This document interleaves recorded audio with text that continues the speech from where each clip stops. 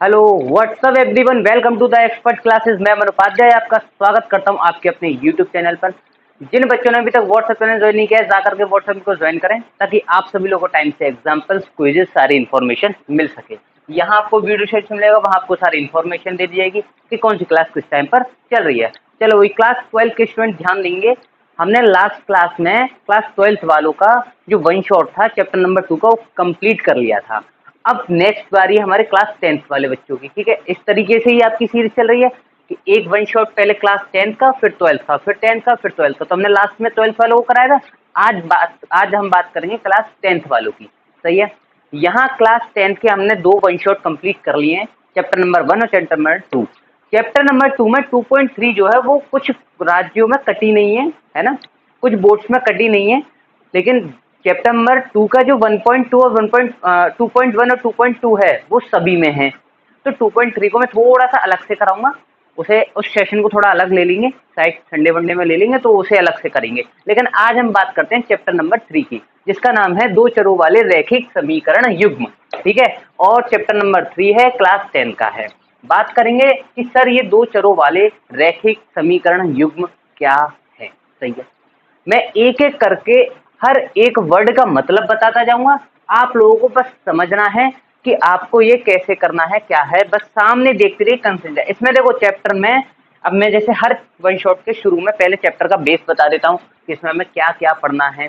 तो मैं यहाँ इसके नाम से ही आपको बता दूंगा कि आपको पढ़ना क्या क्या है। इसमें डिटेल में कुछ बताने की जरूरत है नहीं, बस आपको इसके नाम को समझना है, और नाम को समझ गए तो आप पूरा चैप्टर समझ जाएंगे, ठीक है। देखो आपके सामने ही मैं इस नाम को समझाऊंगा यहाँ, और आप ऑटोमेटिकली पूरे चैप्टर को समझ जाएंगे कि ओवरऑल क्या क्या इसमें है, सही है, ठीक है। तो करें स्टार्ट, चलो भाई करते हैं।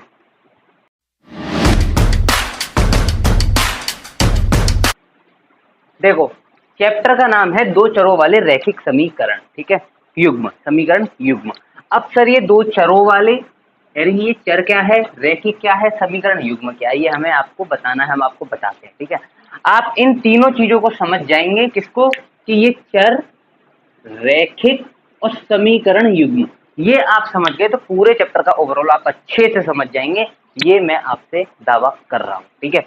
यहाँ बात करते हैं दो चरों वाले। देखो दो चरों वाले मतलब है कि कोई समीकरण है जिसमें दो चर मिलेंगे आपको, कौन से, एक्स और वाई, सही है। यानी कि x plus y equals to कुछ भी हो सकता है, जीरो मान लीजिए, कोई भी कांस्टेंट संख्या हो सकती है, उसके बराबर में, तो देखो समीकरण के बराबर में तो आपको कांस्टेंट ही मिलता है, ठीक है। यहाँ दो चर होंगे एक्स और वाई, या एक्स माइनस वाई, कुछ भी हो सकता है, ठीक है। एक्स प्लस वाई या एक्स माइनस वाई में कुछ कुछ कुछ भी हो सकता है। तो बस सीधा सीधा ये है कि दो चर ही मिलेंगे, ठीक है। रैखिक समीकरण का मतलब क्या है, सबसे पहले तो जानो, देखो क्या कि दो चर, दो चर का मतलब क्या है, दो चर का मतलब है, मान के चलिए जैसे कि x plus y equals to 5, ऐसे दे रखा होगा, तो ये दो चरों वाला रैखिक समीकरण का रूप है। इस तरीके से हमारा दो चर का रैखिक समीकरण होता है। या ऐसे दे सकता है कि 2x plus 7y equals to 11, ये भी हमारा क्या है, दो चर वाला रैखिक समीकरण। अब सर ये समीकरण तो है, लेकिन रैखिक समीकरण का क्या मतलब है, कैसे पहचानेंगे कि ये सिर्फ समीकरण है या रैखिक समीकरण है, वो मैं आपको बताता हूँ। तो इसे समझने के लिए हमें समझना पड़ेगा क्या, कि ये रैखिक का मतलब क्या है। रैखिक का मतलब क्या है, रैखिक का मतलब होता है चर की अधिकतम घात, जो चर है आपका, चर की अधिकतम अधिकतम घात एक हो, ये हमारा क्या होता है, रैखिक समीकरण होता है ना। एक सेकंड, रैखिक समीकरण का मतलब समझ गए, ठीक है, जिसमें चर की अधिकतम घात एक हो। अब यहाँ आप दोनों समीकरण में देखेंगे, ध्यान से देखेंगे क्या, कि इसमें इस x की जो पावर है वो कितनी है, एक है, y की पावर क्या है, एक है, x की पावर क्या है, एक है, y की पावर क्या है, एक है। तो अधिकतम घात दोनों में एक एक मिल रही है, तो ये रैखिक समीकरण, बस और कुछ भी नहीं है, दैट्स इट। रैखिक समीकरण वो होते हैं जिनकी चर की अधिकतम घात एक होती है, अधिकतम घात एक होती है, ठीक है, सही है। यानी कि एक घात वाले जो रैखिक समीकरण, जितने एक घात वाले जितने भी समीकरण होंगे वो रैखिक समीकरण कहलाएंगे। ठीक है। अब सर ये रैखिक समीकरण तो समझ गए हम, लेकिन रैखिक समीकरण युग्म क्या है? युग्म का मतलब समझो। सबसे पहले युग्म का मतलब होता है जोड़ा, पेयर। पेयर यानी कि आपको कभी भी इसमें, इस चैप्टर में आपको जितने भी क्वेश्चन मिलेंगे उसमें दो समीकरण मिलेंगे एक क्वेश्चन के अंदर। नहीं समझे? आपको क्या है कि ये नहीं दे देगा कि x plus y equals to 5 को सॉल्व करो, नहीं, ये दोनों देगा। अब इन दोनों को सॉल्व करना है, इन दोनों के थ्रू आपको x और y के मान निकालने हैं। ये है रैखिक समीकरण युग्म। यानी कि आपको एक रैखिक समीकरण नहीं देगा, वो आपको हमेशा दो रैखिक समीकरण देगा। जैसे कि मान के चलो 2x minus Y equals to 8 और एक दे देगा आपको 3x minus Y equals to 9। इस तरीके से आपको ये दो युग्म वाला समीकरण दे देगा, रैखिक समीकरण। ये युग्म है, ये जोड़े हैं। अब इनसे हमें क्या निकालना है? x और y की वैल्यू निकालनी है। तो वो चीज तो हम आगे पढ़ेंगे, पहले हमें अभी चैप्टर के बारे में समझना है कि चैप्टर है क्या। ठीक है, अब सुनो। अब क्या होता है कि जैसे मान के चलो ये दो हैं, 2x minus Y equals to 8 और 3x minus Y equals to 9, ये हैं। तो इसमें भी आपको किस तरीके से हल करने हैं ये आपको समझना है। अब आपसे हल करवाएगा वो। तो इस क्वेश्चन को, ऐसे क्वेश्चनों को हल करने के लिए भी दो विधि दी हुई है आपके इस चैप्टर में। कौन सी है दो विधि? ध्यान से समझेंगे। पहली विधि आपको बोलेगा, या तो बोल देगा कि जैसे ये दे दिया आपको और आगे बोल देगा कि निम्न समीकरण को ग्राफीय विधि द्वारा सॉल्व कीजिए। तो आपकी दो विधि आती है, कौन कौन सी? ध्यान से देखेंगे सभी लोग। पहली विधि होती है ग्राफीय विधि, ग्राफीय विधि, ठीक है, ग्राफीय विधि। दूसरी होती है आपकी क्या? बीजगणितीय विधि, बीजगणितीय विधि, बीजगणितीय विधि। अब देखो, ग्राफीय विधि और बीजगणितीय विधि दो तरीके से ये क्वेश्चन सॉल्व किए जाते हैं। अब ग्राफीय विधि अकेली है, लेकिन यहाँ बीजगणितीय विधि की बात करें तो बीजगणितीय विधि में भी आपकी तीन तरीके की विधि आती हैं। कौन कौन सी विधि आती हैं? पहली होती है प्रतिस्थापन विधि, वो यानी कि कह देगा कि निम्न समीकरण को बीजगणितीय विधि के द्वारा, ये डायरेक्ट बोल देगा कि निम्न समीकरण को प्रतिस्थापन विधि द्वारा सॉल्व कीजिए या विलोपन विधि द्वारा सॉल्व कीजिए, है ना, इस तरीके से। ठीक है, तो आपको तीन तरीके की क्या देगा वो? तीन तरीके की आपको विधि देगा बीजगणितीय विधि में। बीजगणितीय विधि हमारी तीन तरीके की होती है। कौन कौन सी? प्रतिस्थापन विधि, ठीक है, एक होती है आपकी विलोपन विधि, विलोपन विधि, ठीक है, और एक होती है आपकी, एक और कौन सी होती है? वज्र गुणन विधि,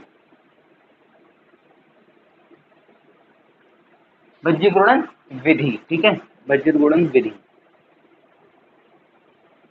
मेरे ख्याल से यहाँ तक किसी को कोई परेशानी नहीं आनी चाहिए। यहाँ तक सभी लोग अच्छे से समझ गए होंगे, ठीक है। ये है आपके पूरे चैप्टर का ओवरऑल बस। अब एक बार और ध्यान से समझ लीजिए कि दो चरों वाले रैखिक समीकरण का मतलब होता है कि जिसके दो चर होते हैं और उसकी अधिकतम घात एक होती है और युग्म में दिया होता है, यानी जोड़े में दिए होते हैं, जैसे कि ये और ये, ठीक है। अब इनको हल करने के दो तरीके होते हैं, पहला ग्राफीय विधि, दूसरा बीजगणितीय विधि। बीजगणितीय विधि में आपको तीन तरीके की विधि होती है, प्रतिस्थापन विधि, विलोपन विधि और वज्र गुणन विधि। ये आपके चैप्टर में आपको सिर्फ समझना है और यही है मिलाकर टोटल मोटा मोटा हमारा यही है, सही है। अब हम इन्हें कैसे करेंगे वो मैं आपको धीरे धीरे बताऊंगा। इस वन शॉट को मैं थोड़ा सा लॉन्ग ले जाऊंगा ताकि आपको एक एक चीज समझ में आए, ठीक है। यहाँ मैं एक एक विधि कराऊंगा, ग्राफीय विधि के भी 4-5 सवाल कराऊंगा, बीजगणितीय विधि में इन सब के 5-5 सवाल सबके कराऊंगा, ठीक है। और यहाँ इनको इस चीज को भी समझाऊंगा और अच्छी तरीके से। वो क्वेश्चन के थ्रू हम धीरे धीरे जब लेवल अप होंगे तो खुद समझ जाएंगे, ठीक है। तो इसे आप नोट कर लीजिए, ये आपका जो है मान लीजिए कि आपके चैप्टर का मेन्यू है, ठीक है, कह सकते हैं। तो आप इसे नोट कर लो या इसका स्क्रीनशॉट ले लो, मैं आगे कराता हूँ।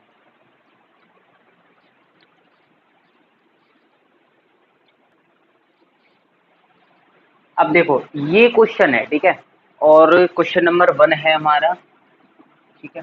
क्वेश्चन नंबर 1 देखेंगे ध्यान से। सबसे पहले तो क्वेश्चन को देख के आपको घबराना नहीं है, बिल्कुल। ठीक है, डरना नहीं है बिल्कुल भी। मैथमेटिक्स है, आपकी लेवल की है, आपकी ही क्लास की, आपको करनी पड़ेगी, समझनी पड़ेगी, कुछ भी हो जाए, ठीक है। तो डरना तो बिल्कुल है ही नहीं। अब ये क्वेश्चन है, अब सर इसमें ना तो हमें कुछ रैखिक समीकरण युग्म दिख रहा, ना कुछ दिख रहा, तो हम इसे सॉल्व कैसे करेंगे। हाँ, अब देखो ध्यान से, इसने बोला है कि निम्न समस्याओं में रैखिक समीकरण युग्म बनाइए, यानी कि रैखिक समीकरण युग्म आपको बनाना पड़ेगा, तब आपको उसे सॉल्व करना पड़ेगा। तो कैसे सॉल्व करेंगे, अच्छा आगे, और उन्हें ग्राफीय विधि से हल करना है, ठीक है। इसने ये भी बोल दिया कि आपको ग्राफीय विधि से हल करना है। अब बनाना कैसे, उसने हमें कुछ दे रखा है जिसके थ्रू हम इसके रैखिक समीकरण युग्म बनाएंगे। क्या कि कक्षा 10th, ठीक है, ये 10th है, कक्षा 10th के 10 विद्यार्थियों ने एक गणित की पहली प्रतियोगिता में भाग लिया, यानी कि कंपटीशन हुआ था, उसमें से कक्षा 10th यानी कि क्लास 10th के कुछ स्टूडेंट्स ने 10 बच्चों ने प्रतियोगिता में भाग लिया है, ठीक है। यदि लड़कियों की संख्या, यानी कि वो जो 10 बच्चे हैं उसमें क्या है कि जो 10 बच्चे हैं उसमें से कुछ लड़कियां कुछ लड़के हैं, और यदि लड़कियों की संख्या लड़कों की संख्या से 4 अधिक है, यानी कि मान के चलो कि अगर लड़की 6, अगर लड़के 4 हैं तो लड़कियों की संख्या उसमें 4 अधिक यानी 8, इस तरीके से मान लेते हैं, मान लेंगे, वैसे 10 नहीं बैठे लेकिन मान लेंगे कि लड़कियों की संख्या जो है वो लड़कों की संख्या से 4 अधिक है। तो प्रतियोगिता में भाग लिए लड़कों और लड़कियों की संख्या ज्ञात करो। अब हमें उसमें क्या क्या काम दे रखे हैं, पहला हमें काम करना है कि रैखिक समीकरण युग्म बनाना है, दूसरा हमें ग्राफीय विधि से हल करना है, और तीसरा हमें क्या करना है कि लड़कों लड़कियों की संख्या ज्ञात करनी है। तो करेंगे क्या, ध्यान से देखेंगे, बिल्कुल सामने कॉन्सेंट्रेट रखिए, आप देखते जाओ मैं करके आ रहा हूँ, ठीक है। मान लेते हैं हमें लड़कों की संख्या तो पता नहीं है और ना लड़कियों की संख्या पता, तो मान लेते हैं कि लड़कों की संख्या बराबर x और लड़कियों की संख्या बराबर y, ठीक है। तो देखो मैं करता हूँ, माना लड़कों की संख्या, माना लड़कों की संख्या बराबर x, सही है, और वहीं लड़कियों की संख्या बराबर y, सही है, इतना मान लेते हैं। अब हमें दिया क्या है, अब ये देखते हैं, दिया है, ध्यान से देखिए, उसने बोला है कि कुल कितने बच्चे हैं, 10 बच्चे हैं, यानी कि x लड़के हैं और y लड़के हैं, इन दोनों को मिला करके 10 बच्चे हैं ये टोटल। तो मैं बोल दूंगा इसे x plus y equals to 10, ये मैं बोल सकता हूँ, ठीक है। ये हमारा हो गया क्या, समीकरण नंबर 1, ठीक है सर। आगे देखेंगे, तथा, तथा ध्यान से देखेंगे, तथा उसने बोला है कि जो लड़की है ना वो लड़कों से 4 अधिक है, यानी कि जो y है वो x से 4 अधिक है, नहीं समझे, तो मैं ऐसे लिख सकता हूँ कि y बराबर x प्लस 4, यानी लड़कों में 4 गुना डाल दो तब वो y के बराबर बैठेंगे। ये हमारा कहने का मतलब है समीकरण नंबर 2। मेरे ख्याल से यहाँ तक किसी को कोई परेशानी नहीं आनी चाहिए, ठीक है जी। अब समीकरण नंबर 1 से हम क्या करेंगे कि पहले क्या निकालेंगे, x बराबर कुछ रख करके समीकरण नंबर 1 में y का मान निकालेंगे, फिर x का मान निकालेंगे, ऐसे इस तरीके से इस फॉर्मेट में हम चलते जाएंगे। तो यहाँ समीकरण नंबर 1 से ध्यान देंगे सभी लोग, समीकरण नंबर 1 से, सही है। समीकरण नंबर 1 से हमें क्या मिला, देखो समीकरण नंबर 1 है हमारा x plus y equals to 10, यही तो है।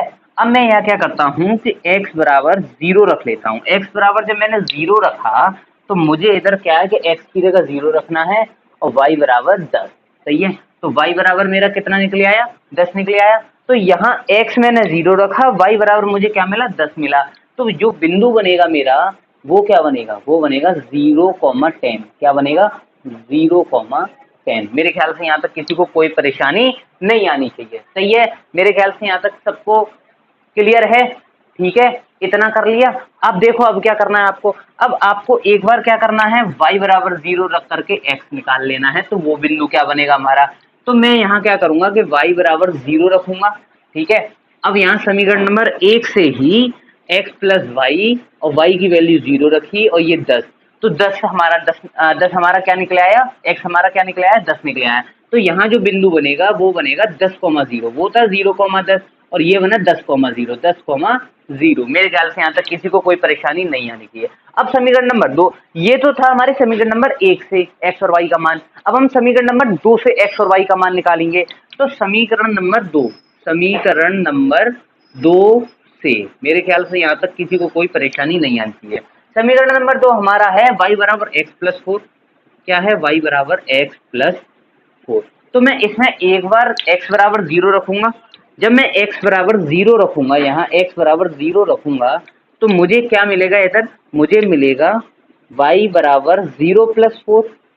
तो हमारा जो बिंदु बनेगा वो 0,4 का बनेगा। किसका बनेगा? 0,4 का। तो ये 0,4 बिंदु है हमारा इस वाले का, ठीक है। और मैं यहीं y बराबर 0 रख लूँ इसी समीकरण में, इसी में, तो y बराबर 0 और यहाँ मुझे मिलेगा क्या कि y हमारी 0 है ना, तो यहाँ 0 इक्वल्स टू एक्स प्लस 4। यही तो है। क्या रखा मैंने? 0x plus 4। अब मैं x को इधर ले आऊंगा तो इधर ये y जो है हमारा, वो जो x है वो हमारा निकल आएगा -4। मेरे ख्याल से यहाँ तक किसी को कोई परेशानी नहीं आनी चाहिए। और बिंदु बनेगा हमारा क्या? बिंदु बनेगा हमारा यहाँ 0, सॉरी एक्स वाई -4,0। यहाँ तक बताओ, मुझे किसी को कोई परेशानी आ रही हो तो बताओ, बस इतना बताओ कि सर यहाँ तक किसी को कोई परेशानी है। ध्यान से देखो सभी लोग, बिल्कुल ध्यान से देखेंगे। लड़कों की संख्या x मानी, लड़कियों की संख्या y मानी। उसके बाद में हमने क्या किया? उसके बाद में हमने ये इस तरीके से x प्लस वाई बराबर 10 रखा। y हमारा जो है x से 4 अधिक है, ऐसे हमने कर लिया। उसके बाद में समीकरण नंबर 1 से पहले हमने y का मान x बराबर 0 रखा, फिर y बराबर 0 रखा। फिर समीकरण नंबर 2 में हमने x बराबर 0 रखा और y बराबर 0 रखा। तो हमारे 4 बिंदु मिले। कौन कौन से? 0,10, 10,0 और दूसरे में हमें मिला 0,4 और -4,0। अब इसको हम ग्राफीय हल से देखेंगे कि हमारा लड़कों और लड़कियों की संख्या कितनी निकलती है, ठीक है। तो इसका स्क्रीनशॉट लो, मैं आगे कराता हूं आपको।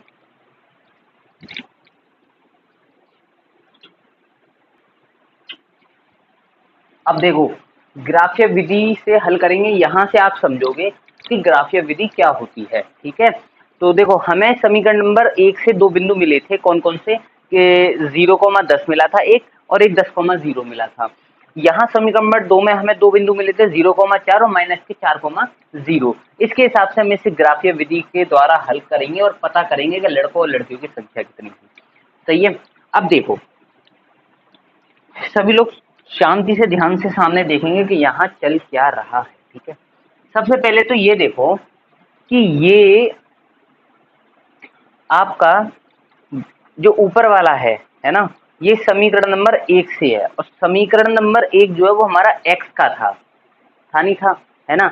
x का ही तो था। और नीचे वाला जो है हमारे समीकरण नंबर 2, ये y वाले का है, y equals to x plus 4, है ना। तो ये वाली जो लाइन है, आप लोग देखो शांति से बिल्कुल सामने देख लेना। मैं आपको बताता हूँ कैसे क्या करना है आपको। हम एक ग्राफ बनाएंगे, ध्यान से देखो। क्या ग्राफ बनाएंगे? ठीक है, यहाँ तक दिख रहा है ना सभी को? चलो भाई, यहाँ तक सभी को दिख रहा है? दिख रहा है, ठीक है जी। अब यहाँ 0 तो रहता ही है, यहाँ 2, यहाँ 4, यहाँ 6, यहाँ 8 और थोड़ा सा और ऊपर ले लेता हूँ तो यहाँ 10। सही है जी। अब इधर देखेंगे, इधर तो इधर 2, 4, 6, 8, 10, ठीक है। और इधर माइनस का रहेगा, तो माइनस के 4 ही तक तो है इधर, है ना। यहाँ माइनस के 4 तक है ना, तो माइनस का 2 ले लेंगे और एक माइनस का 4 ले लेंगे। आगे हमें बढ़ना ही नहीं है क्योंकि लास्ट हमारा -4 पर ही है बस, ठीक है। नीचे की बात करें तो -2 और -4 लेंगे, -2 और -4। मेरे ख्याल से यहाँ तक किसी को कोई परेशानी नहीं है। एक सेकंड,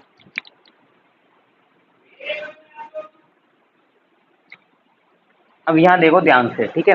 और मेरे ख्याल से यहाँ -4 तक आपको दिख नहीं रहा है, कोई दिक्कत नहीं, हमें इस वाले -4 से कोई लेना देना नहीं है। ये तो सिर्फ आपके फॉर्मेलिटी के लिए, अगर यहाँ दिखते तो फिर मैं ऊपर करता इसे थोड़ा सा, लेकिन यहाँ तक कोई टेंशन नहीं होनी चाहिए, ठीक है। और ये हमारा एक्स अक्ष है, ये वाई अक्ष है, ये तो आपको यहाँ तक पता ही होगा, ये वाई अक्ष होता है हमारा। एक सेकंड, ये थोड़ा सा हमारे पर, ये हमारा वाई अक्ष और ये एक्स, सही है। और इधर हमारा एक्स डैश चलता है और नीचे हमारा वाई डैश चलता है। अब देखो हमारा 0,10 है और 10,0 है ना, यही तो चल रहा है हमारा। तो हमारा हम क्या करेंगे कि जो हमारा पहला समीकरण था x वो x plus y equals to 10, जो हमारा पहला समीकरण था, पहले उसकी रेखा खींचेंगे हम, x plus y equals to 10 वाली। जो दूसरा था y बराबर x प्लस 4, यही तो था, ये दो समीकरण थे। तो 0,10 और 10,0, तो देखो 10,0 जो है वो हमारा कहाँ है, ध्यान से देखो। सबसे पहले तो 0,10 ये रहा, तो ये तो हमारा हो गया 0,10, क्या हो गया 0,10, ध्यान से देखो। और ये 10,0 है ना, ऐसे ही तो चलता है, तो 10,0 ये हमारा 10,0 हो गया, 10,0, ठीक है। यानी कि हमें इन दोनों को मिलाना है, तो हम जब इनको मिलाएंगे तो हमारी जो रेखा है वो क्या बनेगी, देखो मैं आपको दिखा देता हूँ। वो रेखा बनेगी हमारी, यहाँ से जाएगी, थोड़ी सी ये है कि ये टेढ़ी जाएगी, क्योंकि बच्चों मैंने यहाँ स्केल से नहीं किया, लेकिन आप थोड़ा सा देख सकते हैं, कुछ ज़्यादा ही जा रही है क्या, चलो कोई दिक्कत नहीं है, कुछ स्टेप से ही जाएगी मेरे ख्याल से। हाँ, ये इस तरीके से ही मिलेगी, है ना। चलो अच्छा, अब समीकरण नंबर 2 की बात करें तो 0,4 और -4,0, तो -4,0 का है, -4,0 ये रहा, तो ये हमारा -4,0 है, -4,0। और 0,4 देखें हम, 0,4, तो 0,4 हमारा ये रहा, तो 0,4। तो ये रेखा हमारी इस तरीके से जाएगी आगे चल के अनंत तक। तो एक बात बताओ, ये जो है, ये जो रेखा है वो आपको कहाँ, ये जो रेखा है वो आपको कट होती हुई कहाँ दिखाई दे रही है, यहाँ दिखाई दे रही है, ये है ना। अब ये रेखा एक दूसरे को जहां भी प्रतिच्छेद कर दें, यानी कि इसे बोलते हैं हम प्रतिच्छेद, जहां भी प्रतिच्छेद कर दें वो हमारा बिंदु कहलाता है, हमारा हल, वही है हमारा हल। तो देखो ये जो प्रतिच्छेद कर रही है वो कर रही है, यहाँ देखेंगे ध्यान से, तो ये कर रही है हमारी, अगर इसे थोड़ा सा डिस्टेंस से लें, हमारा थोड़ा सा ये इस तरीके से है, तो हम अगर इसे थोड़ा सा डिस्टेंस से लें तो हमारा जो आंसर आएगा वो आएगा 3,7, क्योंकि 7 इधर है और 3 ये नीचे आना चाहिए, थोड़ा सा इसमें डिस्टेंस में कमी है, 4 थोड़ा सा आगे खिसकेगा, है ना। या फिर ये मैं एक काम करता हूँ, इस लाइन को थोड़ा सा सीध में लेता हूँ, है ना। चलो कोई बात नहीं, आपको इतना मैंने बता दिया। ये 3,7 है, ध्यान से देखो, ये 3,7 है, तो इसका जो हल होगा ना, जरूरी नहीं है कि इसका हल हर एक ही आए। कहने का मतलब ये है कि इसका हल ऐसे ही करो आप, अगर x की वैल्यू आप कुछ और लगाते हो, है ना, तब भी हल वही आएगा। कहने वाला ये है कि एक तरीका नहीं है ऐसे करने का, इन सारे क्वेश्चनों को तरीके अलग अलग तरीके से किया जा सकता है। हो सकता है कोई टीचर किसी और तरीके से कराता हो, मैं किसी और तरीके से करा रहा हूँ, तो लेकिन हल इसका यही आएगा 3,7। तो जो हमारा हल होगा x, y के रूप का होगा, किसके रूप का होगा, x, y के रूप का, x, y के रूप का। तो x की वैल्यू 3 आ जाएगी और y की वैल्यू हमारी 7 आ जाएगी, सही है। तो हम क्या लिखेंगे, अतः, साइड से लिखता हूं मैं कहीं, यहाँ लिखता हूं मैं, अतः हल, अतः हल, ठीक है। अतः हल x बराबर 3 तथा y बराबर 7, सही है। x बराबर 3 तथा y बराबर 7, ये हमारा हल है। और हम इसमें क्या लिख सकते हैं, और इसमें लिख सकते हैं अतः लड़कों की संख्या, या डायरेक्ट लिख सकते हैं अतः लड़कों की संख्या बराबर 3 और लड़कियों की संख्या बराबर 7। मेरे ख्याल से यहाँ तक किसी को कोई परेशानी नहीं आनी चाहिए। और 7 और 3 हमारा 10 होता है। मैं चाहता तो इसे इस तरीके से लिख सकता था, 4 और 6, सॉरी ये यहाँ 5 पे जा रहा है, ये इधर 7 पे जा रहा है, तो वो तो 12 हो जाते हैं। लेकिन अगर हम इसको सही तरीके से, इस ग्राफ को बिल्कुल करेक्ट तरीके से अगर जब बनाएंगे ना, तो इसका हल आपका 3,7 ही आएगा। आप एक बार स्केल से बना करके देखना। मैं यहाँ आपको अगर गड़बड़ लग रही हो कि सर आपने कुछ गड़बड़ किया है, कुछ गड़बड़ नहीं है, सिर्फ यहाँ ग्राफ का खेल है। मैंने यहाँ ग्राफ स्केल से नहीं बनाया, आप नाप करके एक बार स्केल से बना करके देखना, आपका आंसर यही आएगा। अगर ये ना आए तो आप मुझसे कहना, ठीक है। ये आपने यहाँ तक मेरे ख्याल से समझ लिया होगा क्वेश्चन बहुत अच्छे से। इसमें हमने 3 चीज समझी, क्या कि रैखिक समीकरण हम युग्म कैसे बना सकते हैं, ग्राफीय विधि द्वारा कैसे हल किया जाता है, और इसमें हमने मान भी निकाल लिए, यानी कि जो हमें दे रखा था, ठीक है। आगे करें। अभी हमारा पैटर्न नंबर 1 का था, यानी कि जो क्वेश्चन है इसमें पैटर्न चल रहे हैं। जैसे आपको लास्ट क्लास में मैंने चैप्टर नंबर में पैटर्न दिए थे ना, तो ये पैटर्न 1 का क्वेश्चन है। किसका है? पैटर्न 1 का। पैटर्न 1 का क्वेश्चन है, ठीक है। इसे नोट कर लो, स्क्रीनशॉट ले लो, इसका आगे कराते हैं।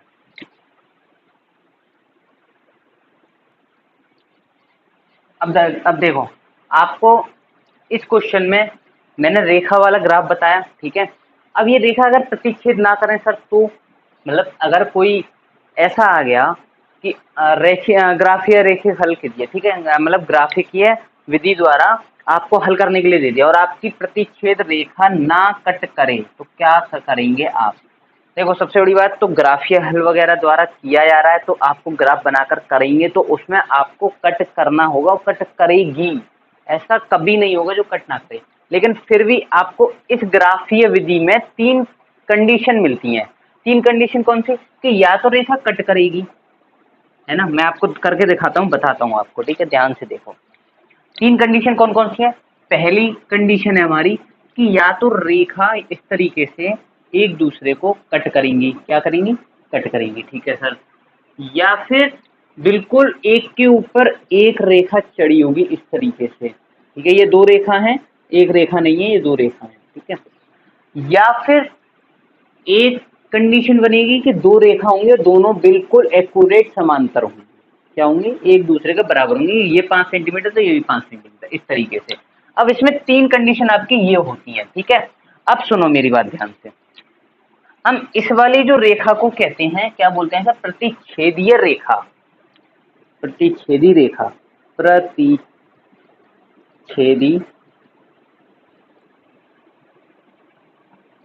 रेखाएं, सही है, रेखाएं, ठीक है। ये हमारी क्या है? प्रतिच्छेदी रेखा। अब यहाँ इसे हम बोलते हैं, ये एक दूसरे के ऊपर है, तो इन्हें हम बोलते हैं संपाती। क्या बोलते हैं? संपाती। संपाती रेखाएं, ठीक है। तीसरा आपका है, जब एक दूसरे के समान है तो इन्हें तो ऑब्वियस समांतर रेखा बोलेंगे। क्या बोलेंगे? समांतर रेखाएं। अब देखो, सुनो मेरी बात ध्यान से। इस वाली कंडीशन में, पहली कंडीशन में आपको कितने हल मिलेंगे? इसमें देखो, ऐसा कभी नहीं होगा कि आपको एक ग्राफ में 2 जगह कट मिले। ध्यान से सुनो, अगर आपने कोई ग्राफ बनाया, ठीक है, उसमें रेखा कट कर रही है, तो 2 जगह तो कभी नहीं कट करेगी, वो एक ही जगह करेगी, कहीं ना कहीं जाकर करेगी, और वो एक ही जगह करेगी। कभी ऐसा नहीं होता कि ग्राफ में आपको 2 जगह कट करने को रेखा दिखे, ऐसा नहीं होता। तो इसका जो हल होगा वो एक ही होगा, कोई भी होगा एक ही होगा। तो इसमें आपको ये पॉइंट याद रखना है कि प्रतिच्छेदी रेखा में एक ही हल होता है, एक हल होता है, ठीक है, सही है। अच्छा जी, अब यहाँ आपने देखा कि ये 2 रेखा हैं, दोनों एक दूसरे के ऊपर चल रही हैं, मतलब एक के ऊपर एक चल रही हैं, और चलती चली जा रही हैं, और जहां तक ये दोनों साथ चलेंगी, कहीं तक भी जाए, उससे हमें कोई मतलब नहीं है। लेकिन इसमें ये कट कहाँ कर रही है? कट तो नहीं कर रही है, एक के ऊपर है, तो इसमें तो अनंत कट मिलेंगे हमें, अनंत एक दूसरे को कट, अनंत जगह एक दूसरे के ऊपर है, तो अनंत जगह कट कर रही है। तो इसके जो हल होंगे ना, वो होंगे हमारे क्या? ये दूसरा हटाओ, इस तरीके से लगा दो, ठीक है, इसको। इसमें अनंत हल मिलेंगे। कितने मिलेंगे? अनंत हल, अनंत हल। सही है। अच्छा जी, अब एक चीज बताओ, देखो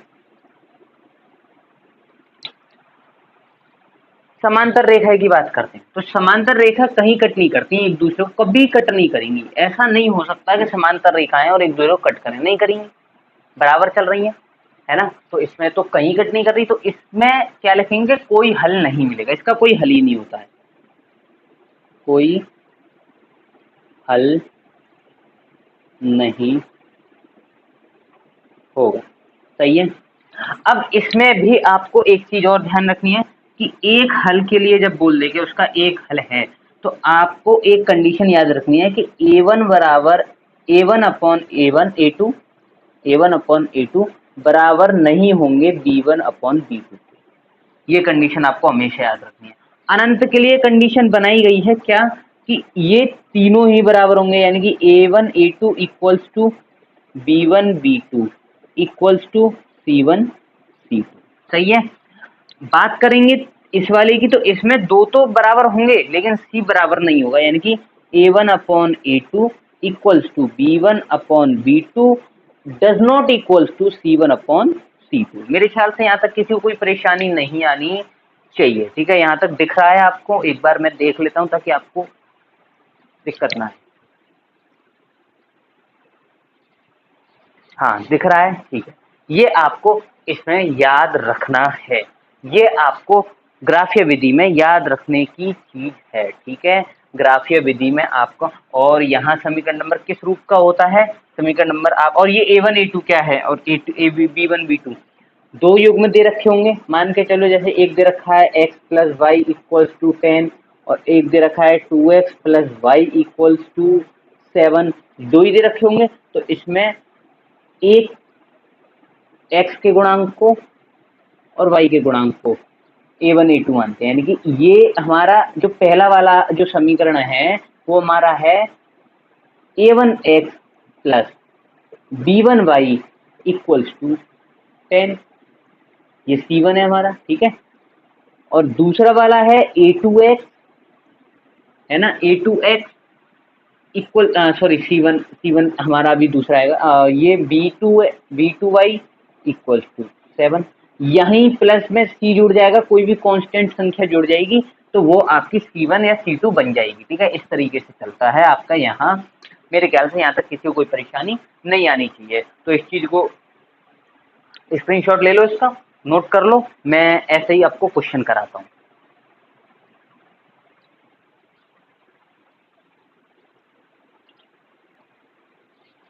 देखो यहाँ सामने बिल्कुल कंसिस्टेंट होकर के देखेंगे, कॉन्सेंट्रेट के साथ में क्वेश्चन है आपका। क्या है, ध्यान से देखो। क्वेश्चन आपको बोल रहा है कि ज्ञात कीजिए कि निम्न समीकरण युग्म द्वारा निरूपित संख्याओं के एक बिंदु पर प्रतिच्छेद करती है, समांतर है या संपाती है। मैंने तीनों आपको बताई थी कि प्रतिच्छेद इस तरीके से होती है, संपाती एक दूसरे के ऊपर होती है, समांतर एक दूसरे के समान होती है। ठीक है, तो हमें ये बताना है, कैसे बताएंगे? सुनो बेल में ध्यान से समझिए। हमें सबसे पहले a1 a2 निकालना है। तो पहला हमें दो पार्ट दे रखे हैं, पहला ये और दूसरा ये, तो हम पहला सॉल्व करते हैं पहले, हल। ठीक है, दिख रहा है सभी को? फर्स्ट वाला हम हल कर रहे हैं, ध्यान से सुनिए। फर्स्ट वाले में a1 है हमारा 5, a1 की वैल्यू है 5। ठीक है, b1 की वैल्यू है -4, c1 की वैल्यू है 8। सही है। यहाँ a2 की बात करते हैं, इसका दूसरा पार्ट ये है, a2 की वैल्यू है 7, b की वैल्यू है 6, b2 की, ये b1 है। ठीक है, और c2 की वैल्यू है इसमें आपकी -9, -9। यहाँ तक क्लियर है? अब हम यहाँ प्रतिच्छेद के लिए क्या करते हैं? प्रतिच्छेद के लिए हमारी कंडीशन होती है a1 upon a2 equals to b1 upon b2 नहीं होना चाहिए, है ना, यही तो हमारी कंडीशन होती है। तो यहाँ पहले हम a1 a2 निकाल लेते हैं। तो यहाँ a1 अपॉन a2 क्या निकलेगा? a1 अपॉन a2 निकलेगा हमारा, a1 की वैल्यू है 5 अपॉन 7, ये निकला हमारा। यही मैं बात करूं B1 अपॉन B2 की, B1 अपॉन B2, B1 है हमारा -4, तो -4 है, ठीक है, B1 है हमारा -4 अपॉन B2 है हमारा 6, और मैं अगर इसको सॉल्व कर दूं तो 2 दूनी 4 और 2 तिया 6 हो जाएगा, तो -2 अपॉन 3, यानी कि A1 upon A2 B1 upon B2 के बराबर नहीं है। ये हमारी कंडीशन यहाँ बन गई, A1 upon A2 does not equals to B1 upon B2, ठीक है। तो यहाँ हम लिख सकते हैं अतः क्या कि दोनों प्रतिच्छेदी रेखाएं हैं, यानी कि जो ये दोनों हैं ये दोनों प्रतिच्छेदी रेखाएं, दो रेखाओं के समीकरण है ये, तो हम इसे लिखेंगे दोनों एक दूसरे की प्रतिच्छेदी रेखाएं, ठीक है, प्रतिच्छेदी रेखा है। बस यही बताना था, फर्स्ट वाला हमारा कंप्लीट हो गया। सेकंड वाले की बात करेंगे, देखो यही सेकंड वाला हमारा क्या कह रहा है, ध्यान से देखो, 9x plus 3y plus 12 equals to 0, 18x plus 6y plus 24 equals to 0। इसमें हमें यही तीनों ज्ञात करनी है, तो हम पहले A1 A2 A3 निकाल लेंगे। तो A1 है हमारा 9, B1 है हमारा 3 और C1 है हमारा 12। A2 की बात करें तो A2 है हमारा 18, B2 है हमारा 6 और यहाँ C2 है हमारा 24। मेरे ख्याल से यहाँ तक किसी को कोई परेशानी नहीं आनी चाहिए। यहाँ मैं बात करता हूँ, पहले A1 को निकालता हूँ, ठीक है, A1 अपॉन A2 को निकालता हूँ मैं। तो A1 अपॉन A2 जब मैं करूँगा तो मेरे को मिलेगा 9/18, जो कि होगा 9 एकम 9 और 9 दूनी 18, यानी कि जो होगा 1/2 के बराबर, ठीक है सर। B1 अपॉन B2 निकालेंगे तो B1 की वैल्यू है 3 और B2 की वैल्यू है 6, 3 एकम 3 और 3 दूनी 6, तो इसकी भी 1/2 आ गई। बात करते हैं C1 अपॉन C2, C1 की वैल्यू है 12 और C2 की वैल्यू है 24। लो जी, ये भी आपकी 1/2 आ गई। तो हम कह सकते हैं क्योंकि A1 upon A2 equals to B1 upon B2 equals to C1 upon C2, तो हमारी यहाँ पे तीसरी वाली कंडीशन हो गई, सॉरी दूसरी वाली कंडीशन हो गई, कौन सी, संपाती वाली। तो हम लिख सकते हैं दोनों संपाती रेखाएं हैं, ठीक है, इसे नोट कर लो, मैं आगे कराता हूँ। बहुत इजी था, बहुत अच्छी तरीके से हमने कर लिया, ठीक है। देखो देखो ध्यान से देखते हैं, ठीक है, क्या कह रहा है कि ये कह रहा है कि ज्ञात करो कि निम्न समीकरण युग्म संगत हैं या असंगत हैं।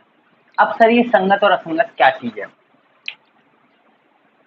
बस कुछ नहीं है, आपको एक चीज याद रखनी है, क्या, कि जिस भी समीकरण की रेखाओं के हल हैं, चाहे वो 2 हो, चाहे वो 4 हो, चाहे 50 हो, चाहे अनंत हो, चाहे वो एक क्यों ना हो, वो हमारे संगत होते हैं, यानी संगत युग्म होते हैं, और जिसका कोई हल ना हो वो हमारा क्या होता है, असंगत। कहने का मतलब यह है, मैंने आपको अभी तीन तरीके की बताई थी रेखा, एक तो प्रतिच्छेदी रेखा थी, एक संपाती थी और एक समांतर थी। समांतर में कोई हल नहीं होता, यानी कि जो रेखा समांतर है वो असंगत है और जो रेखा हमारी प्रतिच्छेदी संपाती है उसके युग्म संगत है, बस और कुछ नहीं है, बात खत्म, ठीक है। देखते हैं कि ये कैसे संगत हैं और असंगत हैं, ठीक है। हाँ जी, तो मैं यहाँ आपको 2 पार्ट दे रखे हैं, ठीक है, तो मैं दोनों पार्ट करता हूँ। पहले देखो आप सेकंड वाला हल, सेकंड वाला देखेंगे, ठीक है। सेकंड वाले में हमें दे रखा है क्या, 2x 2/3x, सॉरी 2/3 नहीं, 3/2, 3/2x plus 5/3y equals to 7। लेकिन ये फॉर्मेट गलत है, हमारा C1 है ये, इसे हम ये प्लस का इधर माइनस का आ जाएगा, 7 इक्वल्स टू 0। क्लियर है, ठीक है जी। इधर देखते हैं दूसरा, इसी का मतलब दूसरा जो पार्ट है वो है हमारा 9x माइनस 10y 14 इधर आ जाएगा, माइनस का 14 इक्वल्स टू 0। सही है। अब यहाँ से हम a1 b1 निकाल लेंगे। ठीक है, तो a1 की वैल्यू है 3/2, b1 की वैल्यू है 5/3 और c1 की वैल्यू है -7। यहाँ तक क्लियर है। यहीं से a2 की वैल्यू है 9, b2 की वैल्यू है 10 और c2 की वैल्यू है -14। मेरे ख्याल से यहाँ तक किसी को कोई परेशानी नहीं आनी चाहिए। सबसे पहले मैं a1 a2 निकालूंगा। ठीक है, a1/a2, तो यही निकालता हूँ मैं a1/a2। a1 की वैल्यू है 3/2, क्या है 3/2, और b1 की वैल्यू है 9, तो उसके नीचे 1 मार लेंगे, तो 9/1। ये यहाँ तक क्लियर है। ठीक है सर, यहाँ तक क्लियर है। क्या करेंगे, इसे ऊपर ले जाएंगे तो 3/2 इंटू 1/9 ये आ जाएगा। यहाँ क्या करेंगे, 3 एकम 3, 3 दूनी 6, वो 3 तिया 9, 3 एकम 3 और ये 3 तिया 9। मेरे ख्याल से यहाँ तक किसी को कोई परेशानी नहीं आनी चाहिए।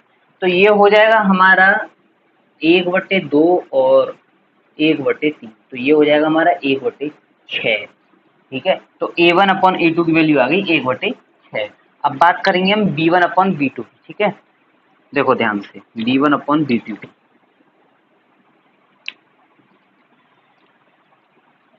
हाँ जी, b1/b2, b1 की वैल्यू 5/3, 5/3, b2 की वैल्यू 10/1 मान लेंगे। ठीक है जी, यहाँ ये ऊपर आ जाएगा, तो 5/3 इंटू में 10/1।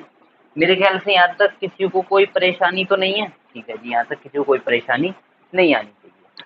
अब यहाँ देखो ध्यान से, ये आपका सॉरी, ये इसे, हाँ ये रेसिप्रोकल हो जाएगा ना, तो 1/10 हो जाएगा। 5 एकम 5, 5 दूनी 10, ये आ गया आपका 1/6। मेरे ख्याल से यहाँ तक किसी को परेशानी नहीं आनी चाहिए। तो हम कह सकते हैं कि a1/a2 equals does not equals to है ना, इक्वल्स टू है नहीं, इक्वल्स टू, एक सेकेंड, यहाँ कुछ तो गड़बड़ है। और क्या गड़बड़ है, एक सेकेंड, b2 माइनस के 10 है। देखो ध्यान से, ये b2 है ना, ये माइनस के 10 है, और यहाँ भी ये माइनस का लग जाएगा। किसका लग जाएगा, माइनस का लग जाएगा, तो ये माइनस के 1/6। तो a1 a2 हमारा 1/6 है, लेकिन b1 हमारा b2 माइनस का है, तो ये हम लिखेंगे यहाँ पे a1/a2 और b1/b2 does not equals to. सही है। तो जब हमारी ये प्रतिच्छेदी बनी है ना, ये प्रतिच्छेदी की फुल फॉर्म वो थी कंडीशन, प्रतिच्छेदी। और प्रतिच्छेदी हमारी कौन सी होती है, संगत होती है। तो बस संगत युग्म, इतना याद रखना है। बहुत ही अच्छे तरीके से मैंने आपको संगत असंगत का फॉर्मूला और कह सकते हैं कि एग्जाम्पल मैंने आपको अच्छे से बता दिया है। इसका स्क्रीनशॉट लो।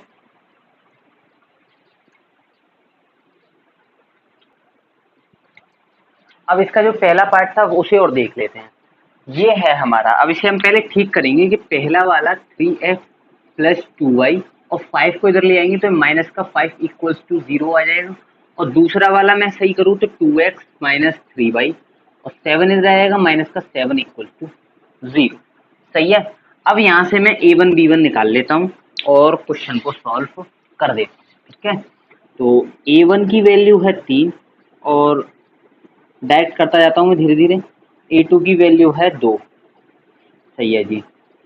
b1 की वैल्यू है 2 और यहाँ b2 की वैल्यू है -3, c1 की वैल्यू है -5 और c2 की वैल्यू है -7। मेरे ख्याल से यहाँ तक किसी को कोई परेशानी नहीं आनी चाहिए। अब यहाँ से पहले मैं a1 a2 निकाल दूँ। a1/a2 देखूंगा तो यहाँ 3/2 निकल आएगा। सही है, ठीक है जी, ये आपका a1/a2।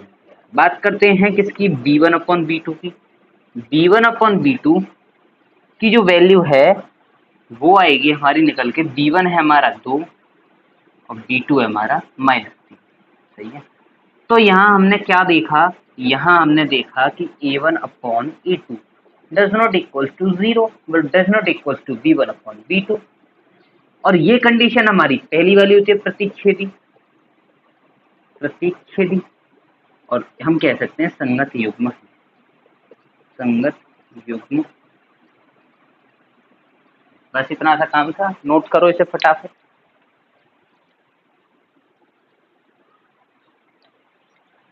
अब ध्यान से देखो क्या कह रहा है कि P के किन मानों के लिए रैखिक समीकरण युग्म का एक हल अद्वितीय है। अद्वितीय का मतलब होता है केवल अकेला, यानी कि दूसरा कोई हल नहीं होगा, सिर्फ वही, उसे छोड़ करके सारे हल होंगे, है ना।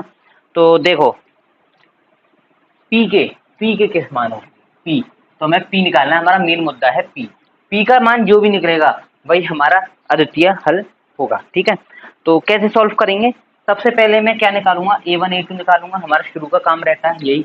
तो a1 इक्वल्स टू 4 है और a2 इक्वल्स टू 2 है, b1 इक्वल्स टू p है और b2 इक्वल्स टू 2 है, सही है, और c1 इक्वल्स टू 8 है और c2 इक्वल्स टू 2 है, यही है, ठीक है। अद्वितीय हल, समीकरण कह रहा है, समीकरण से युग्म का अद्वितीय, समीकरण युग्म का पर अद्वितीय हल, युग्म, समीकरण युग्म का अद्वितीय, अद्वितीय हल।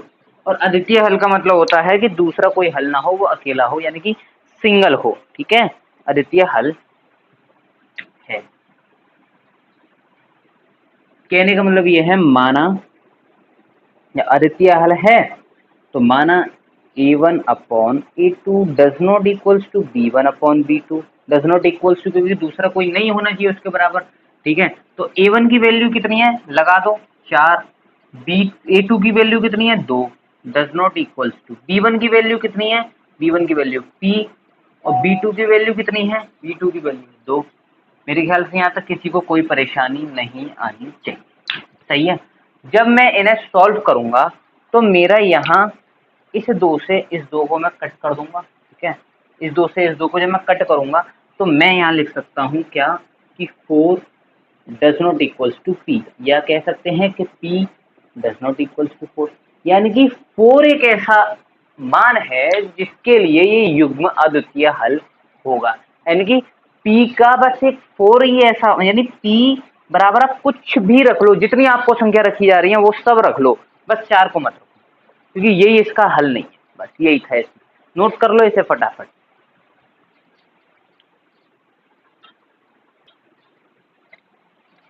देखो अब ये कह रहा है कि के किन मानों के लिए निम्न रैखिक समीकरणों के युग्म अपरिमित रूप से अनेक हल होंगे, यानी कि ये कह रहा है युग्म, इसने आपको के का मान निकालना है, ठीक है, और इसने बोला है कि अपरिमित रूप से अनेक हल, कितने, अपरिमित रूप से अनेक हल।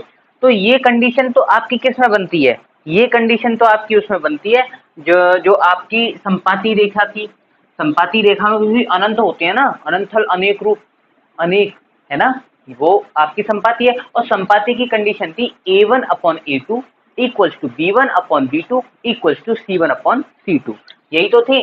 तो हम क्या करेंगे, ध्यान से देखेंगे, पहले a1 a2 निकाल लेंगे, सबसे पहला काम हमारा यही रहता है शुरू का, ठीक है। तो ये तो हमारा क्वेश्चन है ही, इसका सॉल्यूशन यहाँ से करता हूँ, a1 और a2, b1 b2 c1 c2, a1 a2, a1 हमारा क्या है, k है, ठीक है, b1 हमारा क्या है 12 है, b1 हमारा क्या है 3 है, और b2 हमारा क्या है k है।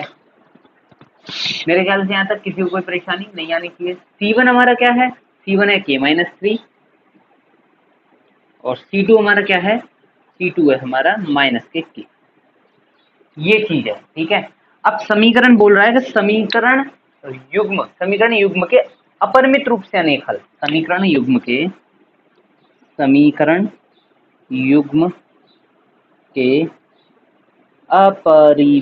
अपरिमित रूप से अनेक हल। मेरे ख्याल से यहाँ तक किसी को परेशानी नहीं आनी चाहिए, ठीक है।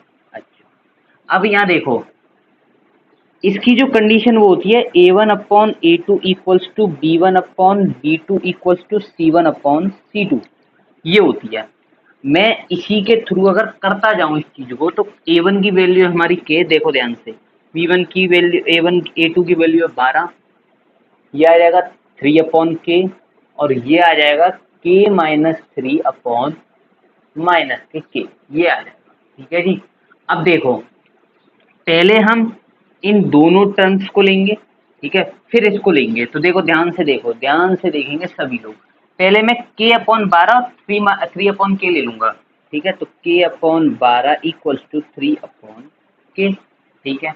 इसे कैसे गुणा कर देंगे तो एक्स स्क्वायर के स्क्वायर हो जाएगा ये, और इधर आ जाएगा 12×3 = 36, जो कि K की वैल्यू आ जाएगी क्या, K की वैल्यू आ जाएगी अंडर K स्क्वायर की वैल्यू आ जाएगी अंडर रूट में 36, सही है। और यहाँ हमें K मिल जाएगा क्या, यहाँ हमें K मिल जाएगा प्लस माइनस का 6, ये आ गया, ठीक है। अब सुनो ध्यान से, अब हमारी बात करते हैं B1 upon B2 equal to C1 upon C2 की। तो हम पहले अब इन दोनों को लेंगे, ठीक है। देखो ध्यान से, B1 अपॉन B2 यानी कि K upon 3, sorry 3 upon K है यहाँ,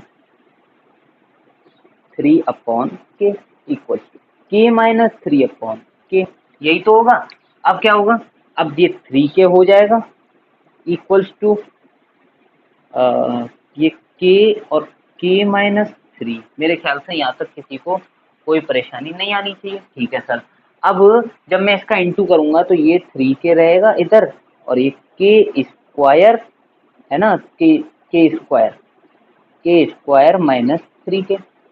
मेरे ख्याल से यहाँ तक किसी को कोई परेशानी नहीं आनी चाहिए। ये 3K है और ये भी 3K है, ये इधर आ जाएगा प्लस का हो जाएगा, तो ये इधर तो 0 है ही चल रहा है, और इधर आ जाएगा K स्क्वायर माइनस 6K।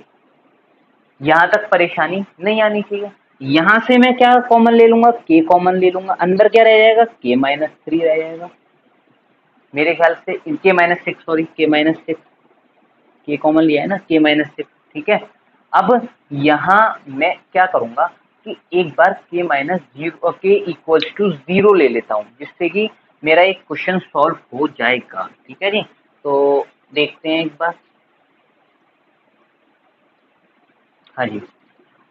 जब मैं K minus 0 K equals to 0 लूंगा, ठीक है, यहाँ तक क्लियर है, ठीक है सर, यहाँ तक क्लियर है, सही है। यहाँ तक मेरे ख्याल से कोई परेशानी नहीं आनी चाहिए। इधर से अब हमारे दो मान आ गए, एक तो आ गया हमारा K बराबर 0, और एक आ गया हमारा K बराबर 0, वो K बराबर 6। ये दो हमारे मान यहाँ पर बन गए, सही है, दो मान बन गए।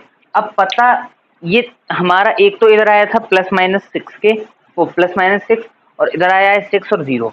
तो अब मान हल, मतलब हमारा जो मेन पॉइंट है, जो हमारा मेन आंसर निकल के आएगा वो क्या होगा, जो कॉमन होता है ना दोनों आंसरों में, जो कॉमन होता है भाई, तो यहाँ माइनस 6 और प्लस 6 है, यहाँ 0 और प्लस 6 है, तो प्लस 6 दोनों में है, ओवेनिस्ट है।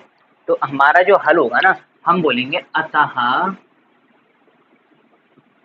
K बराबर 6, क्या बोलेंगे, K बराबर 6 प्राप्त हो। बस यही था, और इसमें कुछ भी एक्स्ट्रा आपको नहीं करना, ये आपका क्वेश्चन सॉल्व हो गया, ठीक है जी। इसका स्क्रीनशॉट ले लो।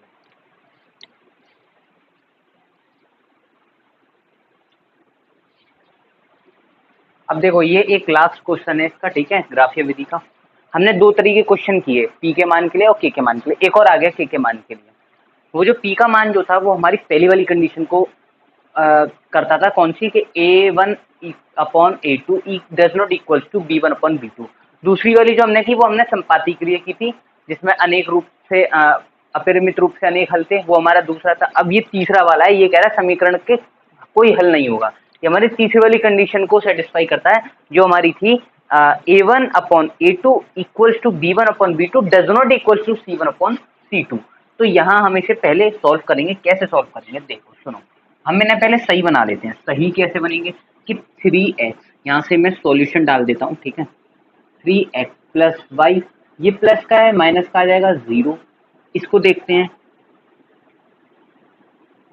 2k minus 1 x plus k minus 1 y equals to में वो इधर आ जाएगा माइनस का होकर के 2k plus 1 does not equal to 0।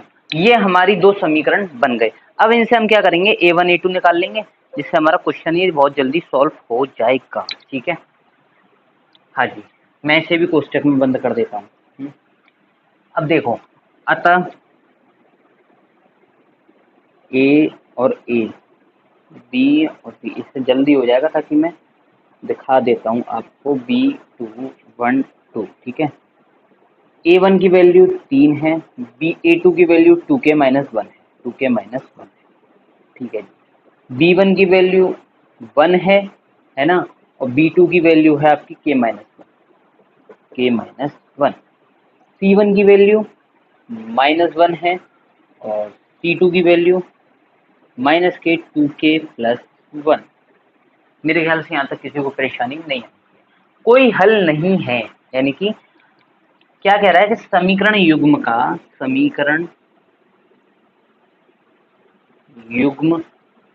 का कोई हल नहीं है।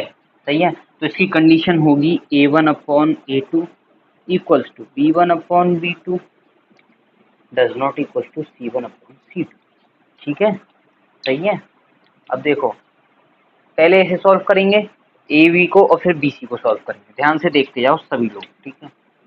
दिख रहा है ना, a1 की वैल्यू कितनी है, 3 है। a2 की value 2k minus 1, 2k minus 1 equals to में b की वैल्यू है 1 और d2 की वैल्यू है k माइनस 1। यहाँ तक क्लियर है। अब मैं इन्हें इस तरीके से गुणा कर दूंगा, तो ये हमारा हो जाएगा, इधर देखेंगे ध्यान से, 3k minus 1 equals to 2k minus 1, 2k minus 1। यहाँ तक क्लियर है, ठीक है। अब क्या करेंगे, जब इन्हें हम सॉल्व करेंगे, तो ये तो हो जाएगा 3k माइनस 1 और ये हो जाएगा 2k माइनस 1। यहाँ तक दिख रहा है, एक बार मैं आपको देख लेता हूँ ताकि समझ में आ रहा हो।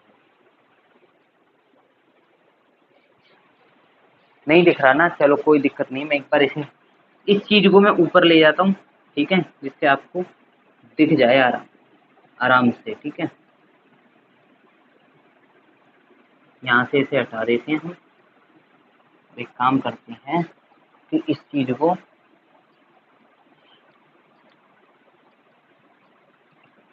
ऊपर ले जाते हैं। ठीक है, देखो ये है C1, हमने A और B ले लिया, ये रहे। अब हम क्या करेंगे, इसको इंटू करेंगे, तो हमें क्या मिलेगा, ध्यान से देखो, 3k minus 1 does not go equals to k minus 1। ये 3k minus 1 equals to 2k minus 1। मेरे ख्याल से यहाँ तक किसी को कोई परेशानी नहीं आनी चाहिए। ठीक है, अब देखो, अब क्या करेंगे, हम इस 2k को इधर ले आएंगे, और हमारा ये जो 1 है वो हमारा इधर चला, ये 3 जो है, अगर इसे हम सॉल्व ना करें, जैसे मान के चलें कि अगर हम इसे सॉल्व नहीं करते हैं, तो हमें क्या मिलता है, ये देख लेते हैं हम लोग। ठीक है,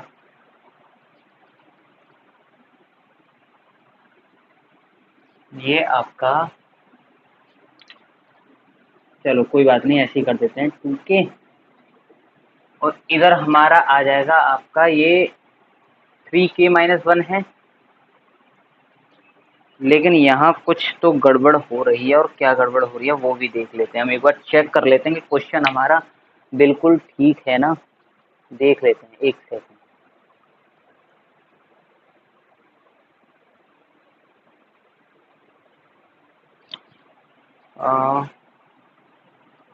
एक सेकंड, ये गड़बड़ हो रही है। मैं कह रहा था ये 1 1 कैसे आएगी, ये ठीक है, अब ठीक है। अब ये 3 माइनस 1, ठीक है, 3 माइनस 1।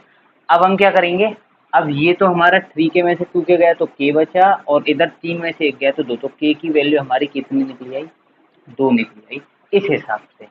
तो अब एक चीज और देखो कि अब हमें BC और निकालना है, तो यहीं मैं BC की बात करूं, ये इधर इसके इधर कर देता हूं तथा में, तथा ठीक है BC यानी कि B1 की वैल्यू कितनी है, B1 की वैल्यू है आपकी 1 अपॉन K-1, B2 की हो गई, और इक्वल्स टू में हमें क्या रखना है, इक्वल्स टू में हमें रखना है C1 की वैल्यू -1 है और C2 की वैल्यू माइनस के 2k+1 है, माइनस के 2k+1 है। ठीक है, अब मैं इस चीज को ऊपर लेकर के आ जाऊंगा, तथा में चल रहा है ये हमारा सब कुछ।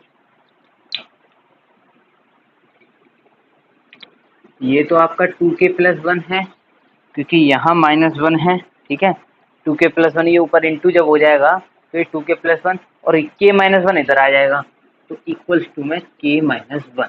सही है, अब यहाँ 2k माइनस के इक्वल्स टू, सही है, 2k माइनस के हो जाएगा ये, और ये 1 इधर चला जाएगा तो ये -k1 हो जाएगा। ठीक है, और ये हो जाएगा आपका, और ये डज नॉट इक्वल्स टू चल ही रहा है इधर से, और ये हो जाएगा k does not equals to -k2, जो कि हमारा जो हल मिलेगा वो हमें मिलेगा क्या कि अतः k बराबर 2 प्राप्त हो, k बराबर 2 प्राप्त। मेरे ख्याल से यहाँ तक किसी को कोई परेशानी नहीं आनी चाहिए। सही है, तो आज का हमारा ये वन शॉट यहीं कंप्लीट करते हैं, क्योंकि हमारा इसमें 2 ही टॉपिक हैं। एक टॉपिक है हमारा ग्राफीय विधि, एक टॉपिक है हमारा बीजगणितीय विधि। ग्राफीय विधि हमने कंप्लीट कर लिया, हम नेक्स्ट पार्ट में पार्ट नंबर 2 वन शॉट में आपको बीजगणितीय विधि की तीनों विधियों को एक संग क्लियर कर देंगे, कोई दिक्कत नहीं आने वाली है। ठीक है, तो इसे नोट कर लो, स्क्रीनशॉट ले लो, और मिलते हैं अगले वाले वन शॉट में। बाय बाय, जय श्री राम।